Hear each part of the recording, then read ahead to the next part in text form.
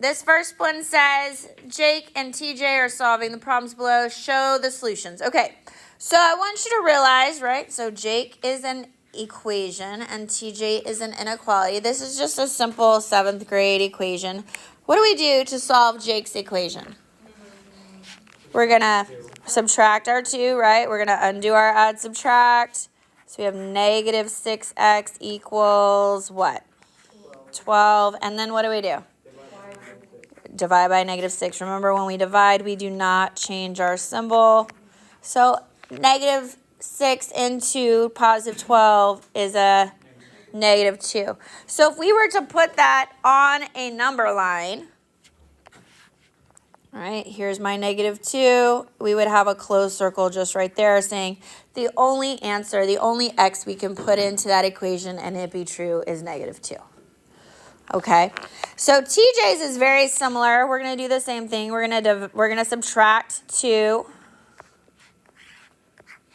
negative 6x, but now we have an inequality. Do you remember the name of that? Less than, right? Left hand less than 12. And we're still dividing by a negative 6. And we're going to flip that sign. Absolutely. Bless you. When we divide by a negative, we have to flip the inequality. That was something we talked about way at the beginning of the year. So this one on a number line looks a little bit different. X is greater than negative 2. So an open circle, we're not including the negative 2. Arrow to the right because that's where all the numbers are bigger than negative 2. Some of the differences between their problems, right? Their problems looked exactly the same. We just have to remember flip the inequality symbol when dividing by a negative. Okay? So other than that, we solve it just like an equation. So now we're going to be looking at when we do this on an XY coordinate grid, not just a number line. So while graphing linear equations and inequalities is a similar process, there are some key differences. So I'm going to zoom in here a little bit. We're going to always solve our inequality for y equals, just like when we graph an equation and y equals mx plus b. We're going to use our y-intercept and we're going to use our slope to plot our points. So when we're graphing an inequality, just like y equals mx plus b, that beginning piece, right? Always the y-intercept, and then count your slope. Now, here's where it gets a little bit different. When it's y equals, we just draw our line and we're done. But on an inequality, we have symbols. So this first one is a less than, and I'm going to tell you that this is going to be a dotted line. Greater than, this is going to be a dotted line. So what those are representing is just like on TJ, we had less than, and then we changed it to a greater than. We had an open circle. If you have a dotted line, any of your points on the dotted line are not included in the solution, just like we didn't include the negative 2 in the solution. If it's or equal to, on these two, it has that extra line. That is going to be a solid line. So that means that any dot that is on that solid line is included in the solution. So the solid line is like a closed circle, and the dotted line is like the open circle.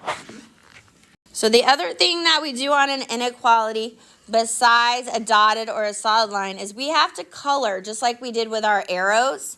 We have to color on the graph to show where are the XY coordinates that make that inequality true. So if we have a less than, we're going to shade below our line. If it's greater than, we're going to shade above. And it doesn't matter if it's or equal to when we're talking about shading. We're just looking at that inequality. So even if it's less than or equal to, it will be below. Greater than or equal to will be above. And again, that's just like our arrows left and right. Solution set of a linear inequality includes all ordered pairs in the graph's shaded region, as well as on the line if the line is solid. Points on a dotted line are not included in the solution set. So we're going to graph just like y equals mx plus b. So our b is 3. Our slope, we're going to count up, rise 1, run 1. And you can do this a couple of times. And then you need to, so that part is all the same. So now we're going to look at our inequality symbol, okay? So this does not have a line underneath, so we're going to have a dotted line. Make sure it looks dotted or dashed. And this is y is greater than. And so greater than means we need to color above the line. So we're just going to shade up here. It doesn't have to be super dark or anything like that. And this shaded area is going to represent all of our possible solutions. One of the things when I check my solution, I usually always use 0, 0. Because when we plug those in, those are nice and pretty. So if I put 0 in for y is greater than 0 in for x, and you can put this in your yellow calculator. It'll tell you true, false. 0 is greater than 3. This is false. So that means that 0, 0 should not be in my shaded region, and you can see that it isn't. So here on number 2, right, we're still going to start at negative 4, excuse me. But this, pay attention to your slope, just like we did before. Down 2, over 1. You could also go up 2 and back 1. So pay attention to that inequality. Is that going to be solid or dotted? That is solid. It has the extra line underneath it, so that means we're going to have to draw that whole line, okay? And then that says y is greater than, so we're going to shade above or below. If it's greater than, greater tells you it should be above. The other thing is that less than starts with an L, and below has an L in it, all right? So we're going to have to shade all up here. So these are going to be all of our solutions, okay? So if we're going to check it, and we're going to, again, I just use 0, 0 because plugging those numbers into whatever inequality we have, that just makes it really easy to look at, right? So 0 is greater than or equal to negative 4. And that is true. And when I go to my graph, I can see, in fact, that 0, 0 is in my shaded region. Okay. Y is less than negative 4. There's no x's here. It's what? Is it a hoy or a vux? So if we write it down so we can see it, is it hoy or is it vux?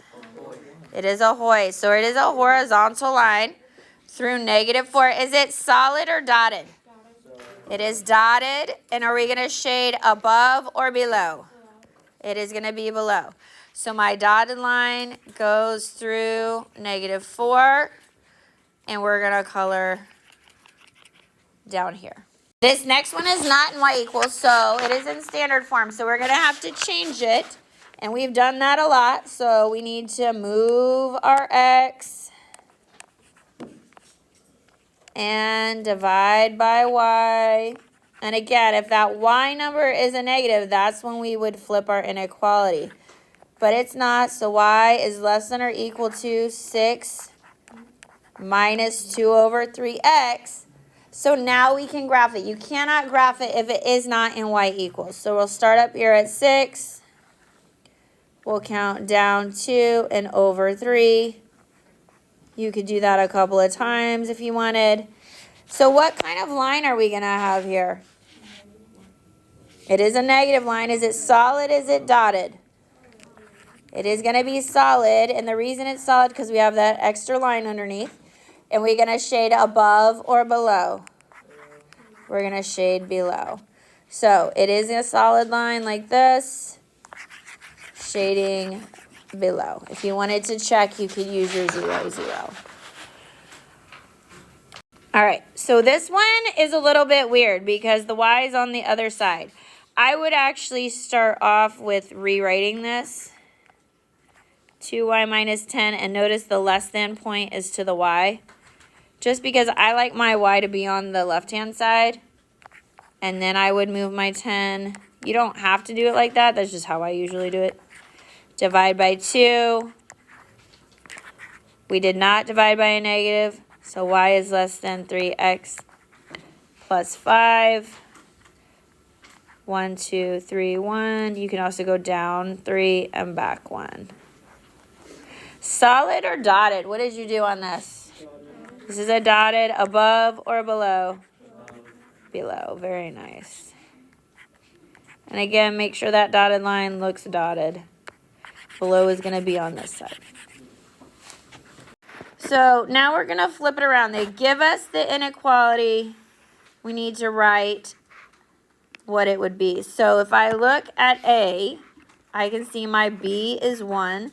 This is just like writing a regular equation. I've got a nice little pretty point here.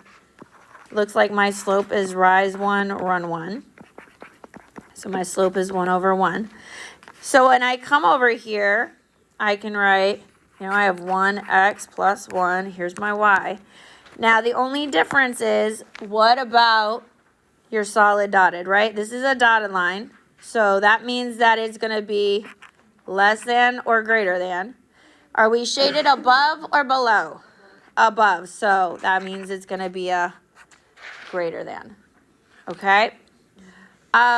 When we look at B, notice this one's a little bit different. It is shaded on the opposite side. It is also going to be a solid line. We can still start with our B down here. Our B is negative 1. We can count our slope. Rise 2.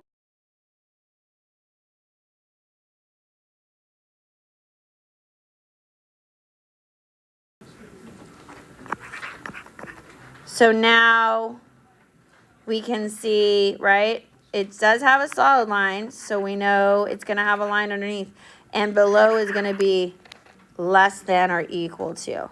So when we write this, we can say y is less than or equal to 2x minus 1. And then we have Daria. She believes that 2, 3 is a solution to both. Well, the easiest way to do that is to graph that dot. 2, 3 is on a dotted line here. 2, 3 is on a solid line here. So is she right? Is it a solution to both? No, only what? Only B, the solid line. Just to recap on our symbols, right? If it is a solid line, it's going to have a line underneath. And this one happens to be above, so it's greater than. Dotted below is less than. Dotted above is greater than. Solid below is less than. If it helps you, we can make even a little T-chart where we have solid and dotted, and we have above, below, kind of like we did with our inequalities in the first unit. So if it is solid and we're shaded above, this is going to be greater than or equal to. Dotted and above is just greater. Solid and below is less than or equal to. Dotted is just less than.